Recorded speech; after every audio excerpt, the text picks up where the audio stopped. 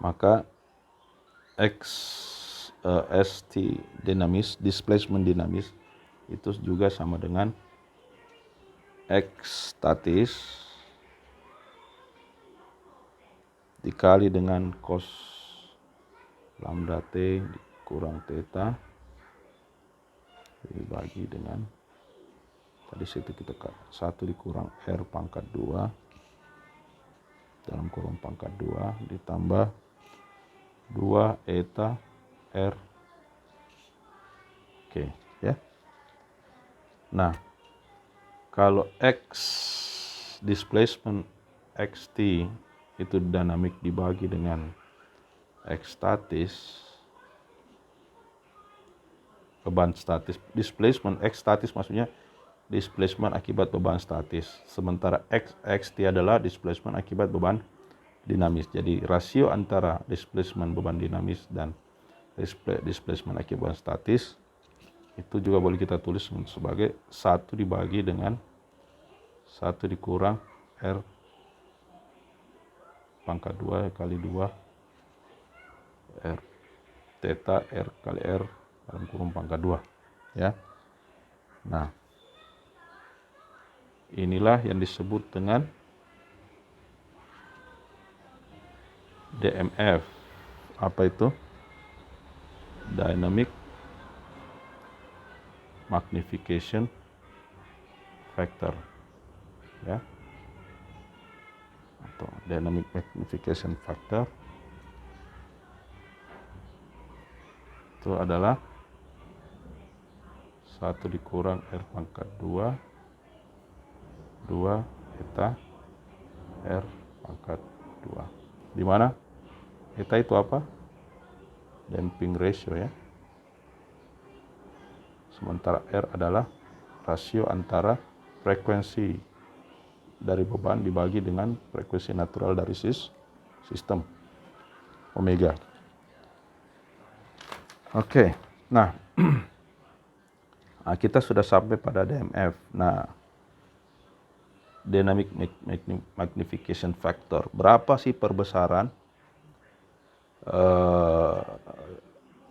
daripada displacement diakibatkan oleh beban dinamis, ya, yang bekerja pada suatu sistem di mana sistem itu memiliki frekuensi natural dan beban dinamis itu memiliki frekuensi, ya, atau lambda. Nah, rasio atau R itu adalah rasio dari frekuensi beban dibagi dengan frekuensi alami daripada sistem. Oke. Sementara DMF, jadi hubungan antara, kalau kita menggunakan persamaan yang ini, ya, persamaan ini, maka kita bisa memplotkan di graf hubungannya. Jadi misalnya DMF-nya 1, maksudnya DMF-nya 1 itu displacement akibat beban statis sama dengan displacement akibat beban dinamis, ya. Jadi kalau kita gambar plotnya, ya,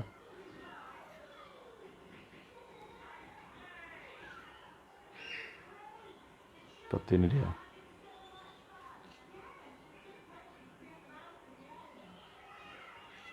ya.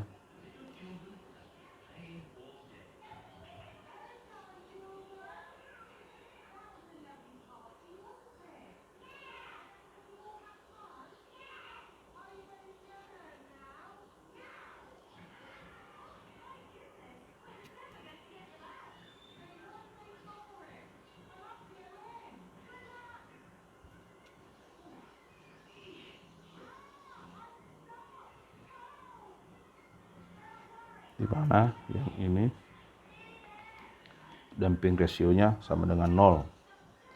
Sementara yang ini, yang tiga grafik di bawahnya, damping ratio tidak sama dengan 0, di mana makin ke bawah itu makin tinggi. Taruhlah ini etanya 0,1, ini etanya 0,2, ini etanya 0,3.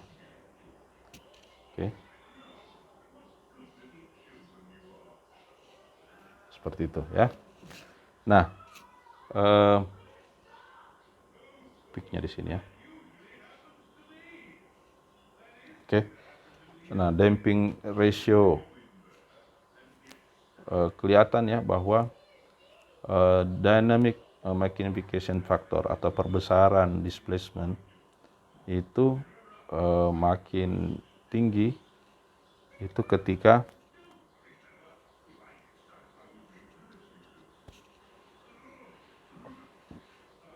rasio antara frekuensi beban dan frekuensi alami dari sistem itu mendekati 1 ya. Jadi dynamic magnification DMF-nya itu mencapai puncaknya ya, mencapai puncaknya itu pada saat lambda per omeganya atau R-nya itu mendekati 1, hampir sama. Dan ketika R-nya atau lambda per omeganya lebih dari 1, membesar, maka DMF-nya turun. Ya, DMF-nya turun.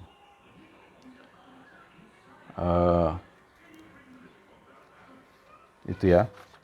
Jadi yang kita juga bisa lihat dari grafik ini adalah DMF juga akan turun seiring dengan meningkatnya damping ratio ya.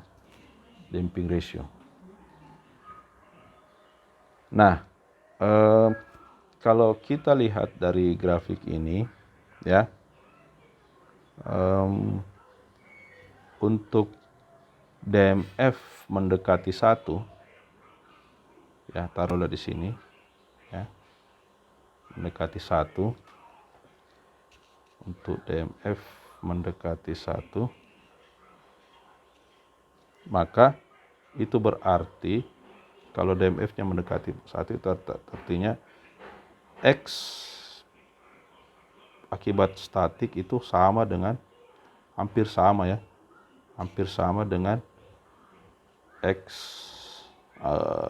loading dynamic ya, X pada dynamic ya, atau saya bilang gini, bahwa displacement akibat beban statik itu hampir sama dengan displacement akibat beban dinamis. Kalau displacement akibat beban statis itu sama dengan P dibagi K ya. Artinya berapapun displacementnya itu ditentukan oleh K dan juga P tentunya ya. Oke lah, P-nya kita tidak bisa atur karena itu ada beban. Kita mengatur nilai K-nya saja atau kekakuannya. Jadi makin tinggi K-nya, makin kecil displacement-nya. Dan pada saat DMF mendekati 1 ya, itu menjadi area di mana area ini dikontrol oleh K ya, dikontrol oleh kekakuan dari sistem ya. Dan pada daerah ini kalau kita tahu bahwa R-nya kan kecil ya, R-nya kecil, artinya frekuensi dari beban dinamis itu jauh lebih kecil daripada frekuensi natural dari sistem. Dan ketika kondisi ini, R yang kecil ini, maka yang kita kontrol hanyalah kekakuan, karena hampir sama lendutan atau displacement ya, displacement akibat beban dinamis itu hampir sama saja dengan beban statis pada R yang kecil, frekuensinya kecil frekuensi beban dinamisnya, ya. Namun pada kondisi taruhlah misalnya R-nya besar, ya. R-nya besar, taruhlah di daerah ini misalnya, daerah sini. Pada daerah R besar. Pada daerah R besar artinya frekuensi beban dinamis itu jauh lebih besar daripada frekuensi natural dari sistem. Dan di dalam kondisi ini, ya, kita lihat R sama dengan lambda dibagi omega, ya.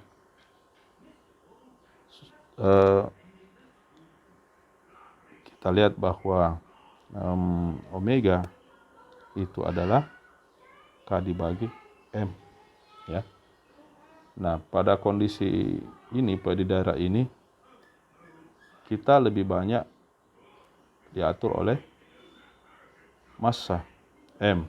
Makin besar M-nya, makin kecil omeganya, ya. Makin kecil omeganya.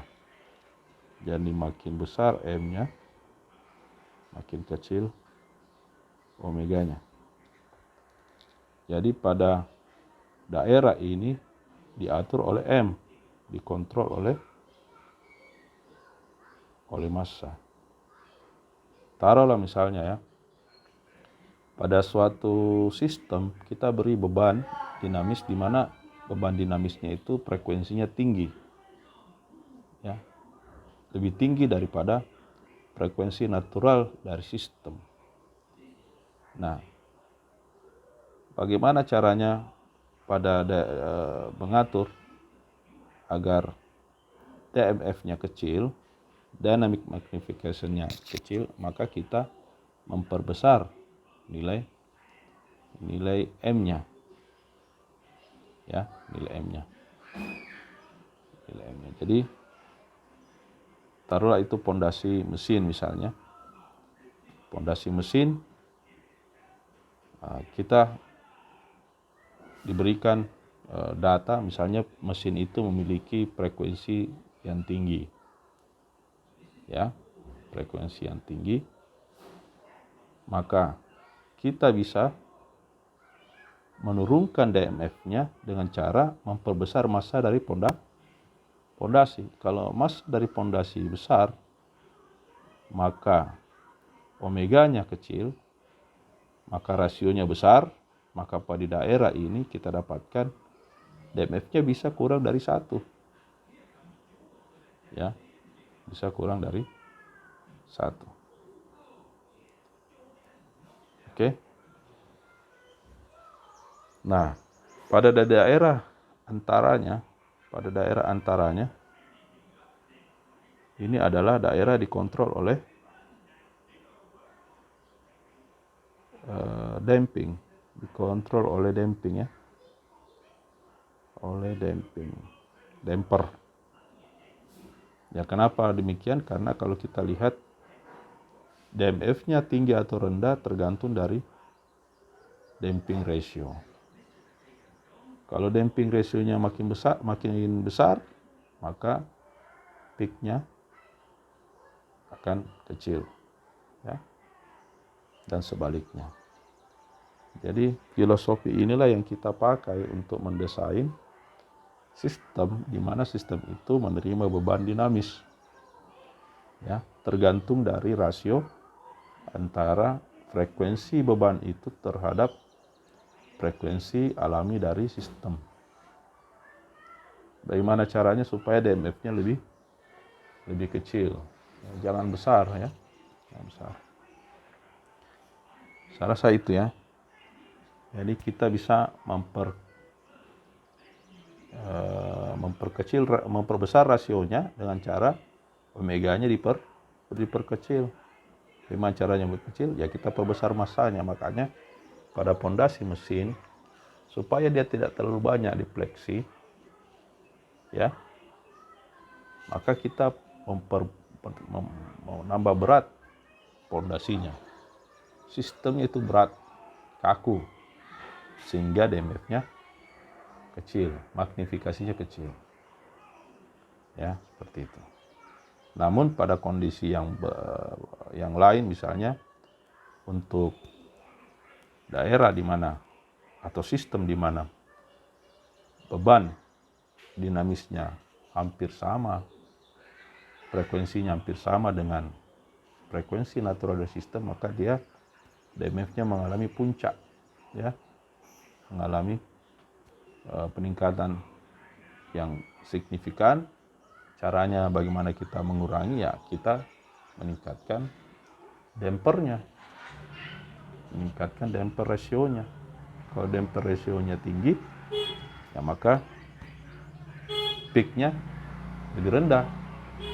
Ya, kalau damper rasionya 0, dia infinite sangat tinggi, ya. Ya, tidak terbatas kalau kita lihat untuk eta sama dengan 0. Tapi kalau misalnya frekuensi natural dari beban dinamis kecil sekali terhadap frekuensi natural dari sistem, ya kau nggak usah pusing untuk menghitung defleksi atau deformasi akibat beban dinamis, karena pada daerah ini kita dikontrol oleh kekakuan, di mana kekakuan hanya berhubungan dengan deformasi atau defleksi atau displacement beban statis, ya, karena beban dinamis tidak mempengaruhi, jauh lebih kecil, ya, beban dinamis dibanding beban statis. Oke, saya rasa itu, ya, untuk kuliah kita. Saya akan ada berikan tugas. Terima kasih, cukup untuk hari ini.